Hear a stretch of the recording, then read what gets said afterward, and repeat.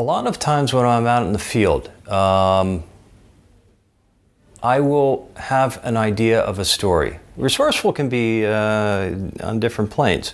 Resourceful can be keeping it all going. Resourceful can be telling a story in a better way. I was talking to people about this morning, is that if you start a story and you find something better and more important while you're in the course of it, don't be afraid to change course. Good example of that would be, I went to Afghanistan, Kabul, several years ago. I was doing a story on an NGO doing good work.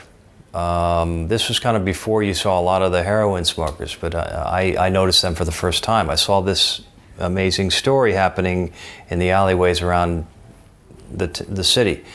So I immediately produced 2 stories because I felt like this was a story that at that time had not been told very well or very often, very deeply. So being able to switch gears. Resourceful in another way is how do you, as you as a freelancer, keep it going?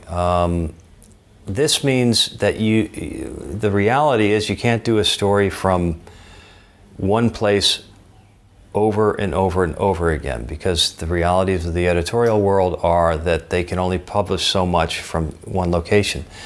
So what I do is I have several stories, issues that I'm interested in, and I have to revolve around these issues. Last year was a lot about the tsunami.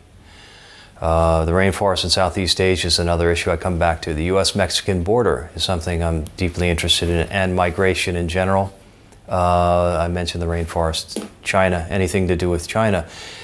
If you are able to multitask, if you're an inquisitive and a curious person, certainly more than one issue is going to be interesting to you. So as a survival tactic and being resourceful in that way, that's a helpful way to work. Resourceful in another way is you have to be creative in getting the story.